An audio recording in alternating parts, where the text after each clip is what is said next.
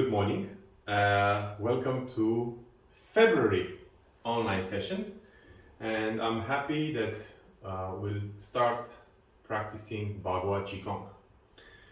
And let's start first with a basic understanding of Bagua Qigong. So, what is Bagua Qigong? So Bagua, we know Bagua. Ba means 8, Gua means trigrams. It's a combination between yin and yang. There are different interpretations of combinations of these three lines, which you can find in my book. You can find a lot of information online. Now, Qigong and Bagua Qigong. Qigong is a healing practice, right? Bagua is a martial art. So Bagua Qigong is a combination between Bagua and Qigong. And it's a very healing practice that our master, that our school is affiliated with in China, practices on a daily basis. And it is a way to maintain your levels of energy on a high level and in the same time to balance your energies. So there is a chart of Bagua trigrams, and on each diagram we work on a certain organ. There are three types of workouts for each organ or set of organs. One is to decrease the levels of energy, one is to increase the levels of energy, and the other one is to balance the levels of energy. So Bagua Qigong is based on three simultaneous principles. One is the grounding, hence today we will learn the steps. Second one is the breathing, which is coordinated with the direction of the rotation. So if we go clockwise, then we exhale. If we go anti-clockwise, we inhale. This is valid for the northern hemisphere because of the magnetic field of the earth. So now with Bagua, I'm sorry, I'm just gonna take the tea I'm making some tea. So with Bagua, we want to first understand the principles, and then we're gonna jump into the practice, and we will learn about how we can use it. Qigong and Bagua Qigong, we don't practice every palm the same every day. So the routine is part of the algorithm of balancing the energies. So for example, when we self-diagnose ourselves and we say, okay, what do I need today? I wake up in the morning, every day is different. So what do I need today? I need more energy on my kidneys. I need more energy on my heart, on my liver. I have a flu, so I have to strengthen my lungs. So according to what we need, we create the algorithm of training, and then we practice. We do the same with Qigong, with the 5 elements. We do the same with Bagua, with the eight directions. So we'll go into more details as we progress. So as I was saying, there are 3 elements that we follow in Bagua Qigong. One is the steps, and the steps are very unique, and they are grounding. The second one is the breathing, and the third one is the shape of our body, which is a posture of the hands.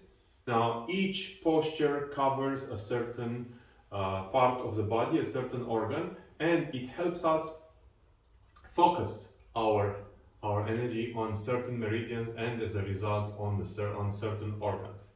So we will go into that. You have my book, all of you have my book. If you don't have my book, you can order it online on Amazon. It's available on Kindle and on paper format. And if you're in Bahrain, you can buy it from me directly. You can message me and I can deliver it to your home. But in my book, there is a chapter called Bagua, and at the end of the chapter, I have a complete description of every single palm. More than that, on our website, there is a course where you can access videos, little videos, like 5 to 10 seconds video, where you can see each palm with their benefits, and you can practice from there. Very good. Okay, so today I want to introduce you in the step. So one particular thing about the Bagua Qigong steps is that your feet never leave the ground. Your feet are always on the ground. Now imagine our legs are, so first our body is like a bulb, right? Left is negative, right is positive. So if I am connected to the earth, left foot is the negative, right foot is the positive. So my body functions as a bulb. Now, when I practice Bagua Qigong, every step of the Bagua Qigong is a workout by itself. So, for example, if I work with first let's understand how do we steps. So, the body has an anchor, same like in Tai Chi. So, Bagua Qigong and Tai Chi are very much related in this respect, that I have an anchor. Always one leg is an anchor. The difference between Tai Chi and Bagua is that in Tai Chi I use my body balance, and whenever, for example, if I put my weight on the right leg, I'm gonna move with my left. The left is moving with the entire assembly from the shoulder, knee, and foot, and it is doing an empty step, and then I put the weight on the leg. So I shift between the legs weight. Now in Bagua, it's different because I don't lift my legs from the ground, my feet from the ground. I am going to use the leg behind as an anchor and as a spring. So I'm gonna shift my weight on the leg behind. Yeah, the leg in front is not open a lot, right? Because my weight is still on the leg behind, and I'm gonna push as strong as I can into the leg behind. Boom, here. This is how I do it. Yeah, so I push, but this leg is still on the ground. Yeah, I push, and I practice this now. One. So I'm sliding. I'm not lifting. But I am not using the muscles of the leg in front. I'm using the muscles of the leg behind. So here, then back. Here, then back. Here, then back. Now we shift to the right, push from the left and come back. Push from the left and come back. Notice that I am not going to lift my leg behind. Yeah, the leg in the back is not lifting from the ground. Right? Is here, then back. Push, then back. Push, then back. Okay, so I think this is pretty clear. Now, same as in Tai Chi, of course, we have to learn how to do consecutive steps. So I'll do 2 consecutive steps. I push, and then I anchor my leg in front, and I bring my right leg here. I push, and then I bring my other leg here. Yeah, turn, push, anchor, bring the leg here. Push, anchor, bring the leg here. Now I want you to pay attention to my heels. My heels do not go up. So I'm not doing like this here. No, the leg is always down, which gives me the permanent grounding on the floor. Very good. So now let's see what's happening with my hips when I do this. So, of course, in Bagua Qigong, the hips will work a lot because I'm going to try to keep this hip at the same, I put a sort of pressure on the hip to keep the foot always parallel to the ground. If I do this, I don't put pressure on my hip, you see, because my heel is up. But because my heel is up, I have to drag. So this one works the assembly of my hip. It really works. So that's the footwork. Now, the direction. So when you put water in the sink or in a bottle that is pouring, you will see that if you are in the northern hemisphere, so from equator up, if you put water, the water will flow down into a clockwise direction.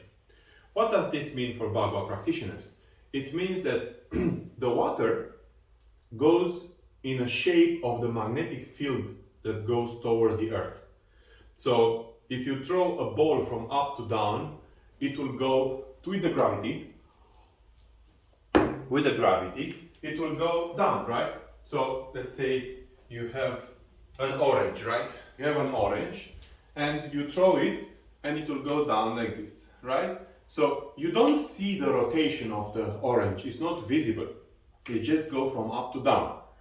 Now, if you put water, water is molding with the magnetic field. So if you put the water through a pipe, the water will not go like the ball like this. It will go into the shape of a vortex.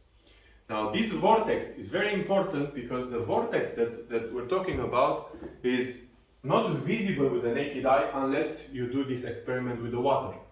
But when we do the Bagua Qigong, our energy goes into a vortex, right? So I step on a 2-meter circle, I step either clockwise or anti-clockwise, and I inhale or I exhale according to what do I want to do with my body. Do I want to increase the energy into my body? Then I inhale. Do I want to decrease? Then I exhale on the movement. Okay, now this is another thing. So the breathing, either it is inhaling or exhaling, is going to be done on the movement only. What means movement? So if my left leg is in front, I push in my right leg, in the leg behind, and then I bring my right leg here. This is considered one cycle of movement. So in Bagua Qigong, when we do Qigong, for example, with not Bagua Qigong, we don't move, we stay on our feet and we move from the upper body, we breathe, we do static Qigong. Now in Bagua Qigong, we move.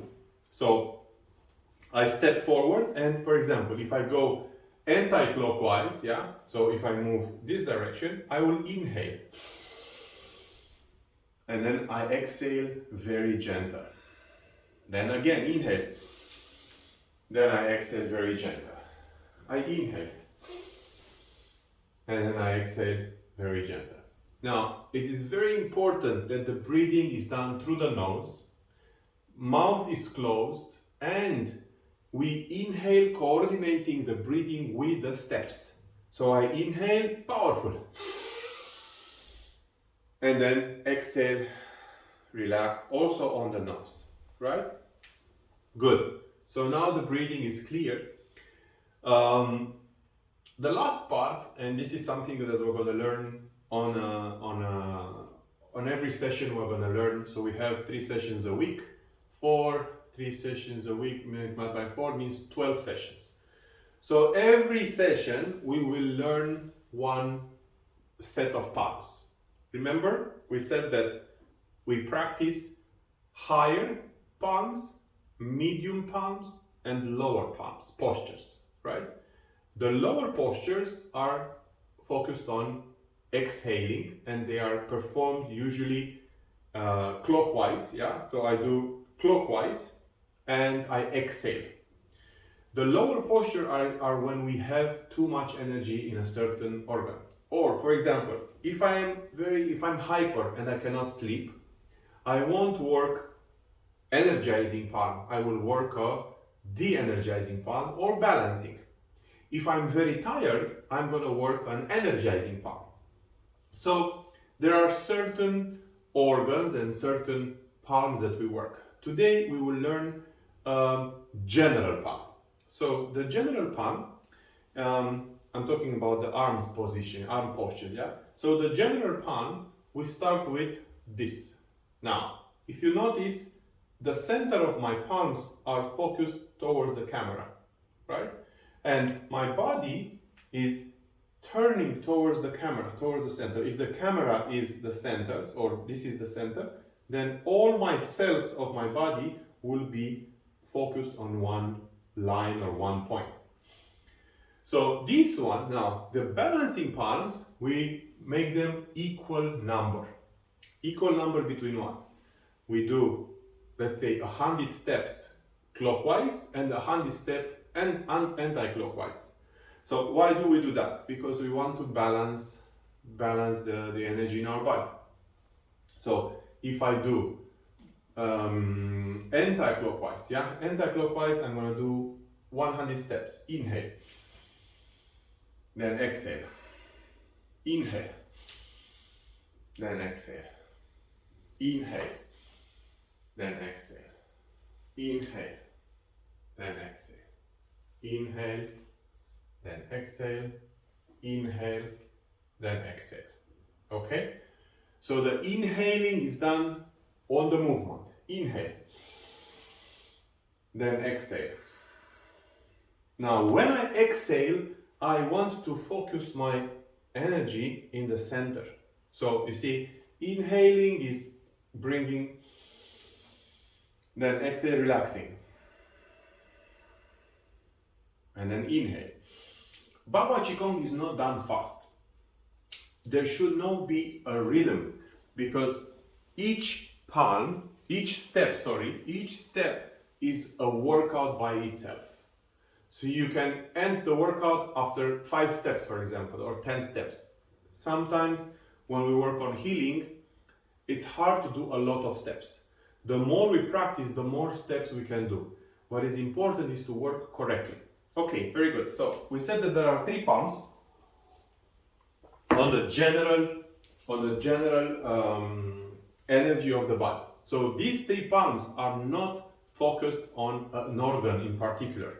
They are focused on the overall energy of the body. So I'll explain the palms. This is the balancing palm, which is the normal Bagua palm that we're doing. Yeah, it's called the fish palm because one palm is the yin fish and the other palm is the yang fish. If you put them together, you can see the yin and yang on the palms. Yeah, you can read about it in the book as well, in my book. And this palm can be done both directions, clockwise, anti-clockwise. Remember, clockwise we exhale, anti-clockwise we inhale. Very good. Okay, and there are 2 more palms. One is for energizing. I bring the palms facing up. The palms both are facing up. Now, there is one aspect of the palms is that you will notice in some of the palms we consider ourselves as a bulb between the earth and the heaven. Yeah?